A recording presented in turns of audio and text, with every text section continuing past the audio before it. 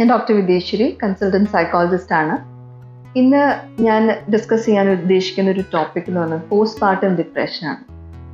എൻ്റെ അടുത്ത് വന്നൊരു പേഷ്യൻറ്റ്, അവർ റീസെൻ്റ്ലി അമ്മയായതേ ഉള്ളൂ. അവർ പറഞ്ഞൊരു സങ്കടം, അവർ കൺസൾട്ടിങ് ടൈമിൽ പറഞ്ഞൊരു സങ്കടം, അവർക്ക് വല്ലാത്തൊരു വർത്ത്ലെസ്നെസ് എന്ന് വെച്ചാൽ ഒരു താല്പര്യമില്ല, ജീവിതത്തിനോട് താല്പര്യമില്ല, വല്ലാത്തൊരു ക്ഷീണം, എപ്പോൾ നോക്കിയാലും ഉറങ്ങണം, അല്ലെങ്കിൽ എപ്പോൾ നോക്കിയാലും ഭയങ്കര ഇറിറ്റേറ്റഡ് ആണ് അവർ. ദാറ്റ് ഈസ് ഹസ്ബൻഡിനോട് തമ്മിൽ തല്ലുന്നു, മദർ ഇൻ ലോനോട് തമ്മിൽ തല്ലുന്നു, ജീവിതത്തിനോട് യാതൊരു വിധത്തിലൊരു ഇൻട്രസ്റ്റ് അവർക്കില്ല എന്നുള്ളൊരവസ്ഥ. അപ്പോൾ എന്നോട് ചോദിച്ചാൽ എനിക്കിതിന് മുമ്പ് ഇങ്ങനെ ഉണ്ടായിരുന്നില്ല, ഞാൻ വളരെ പ്ലസൻ്റ് ആയിട്ടുള്ള ഒരാളായിരുന്നു, പിന്നെ എനിക്കിത് എന്താ സംഭവിച്ചതെന്നുള്ളത് എനിക്ക് മനസ്സിലാവുന്നില്ല എന്നാണ് പറഞ്ഞത്. ഈ ഒരു അവസ്ഥയുടെ പേരാണ് postpartum depression. Postpartum depression postpartum parental blues ഉണ്ട്.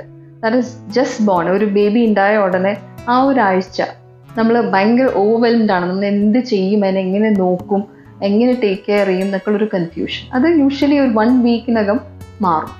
പക്ഷേ പോസ്റ്റ്പാർട്ടം ഡിപ്രഷൻ എന്നുള്ളൊരവസ്ഥ ഒരു പക്ഷേ ഒരു 1 മന്ത് അല്ലെങ്കിൽ ഒരു പക്ഷേ 1 ഇയർ വരെ പ്രൊലോങ് ചെയ്യുന്നവരുണ്ട്, അതിൽ കൂടുതൽ പ്രൊലോങ് ചെയ്യുന്നവരുണ്ട്.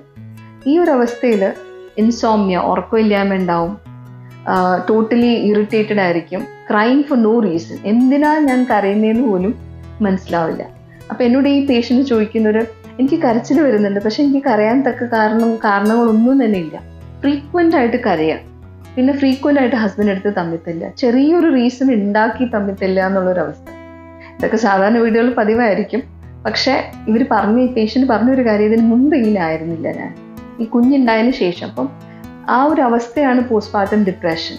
പിന്നെ പോസ്റ്റ്പാർട്ടം സൈക്കോസിസ് എന്നുള്ളൊരവസ്ഥയുണ്ട്. അതിനകത്താണ് ശരിക്കും ഏറ്റവും മോസ്റ്റ് ഹാംഫുൾ എന്ന് വേണമെങ്കിൽ പറയാം. വേറെ കുഞ്ഞിനെ ഹാം ചെയ്യാനുള്ളൊരു ടെൻഡൻസി. അപ്പോൾ ഇവർ പറഞ്ഞത് ഇവർക്ക് കുഞ്ഞിനെ ഹാം ചെയ്യാൻ തോന്നുന്നില്ല, പക്ഷെ കുഞ്ഞിനെ ടേക്ക് കെയർ ചെയ്യാനും തോന്നുന്നില്ല. കാരണം ഇതൊരു കുഞ്ഞൊരു ഡിസ്റ്റർബൻസ് പോലെ ഫീൽ ചെയ്യുന്നു, ഇവർ സ്ലീപ്പ് ഡിസ്റ്റർബ്ഡ് ആവുന്നു. അപ്പോൾ അമ്മയാണ് ടേക്ക് കെയർ ചെയ്യുന്നത്, പക്ഷെ ഞാൻ ആ കുഞ്ഞിൻ്റെ അമ്മയല്ലേ, why am not able to take care എന്നാണ് അവർ ചോദിച്ച ക്വസ്റ്റ്യൻ.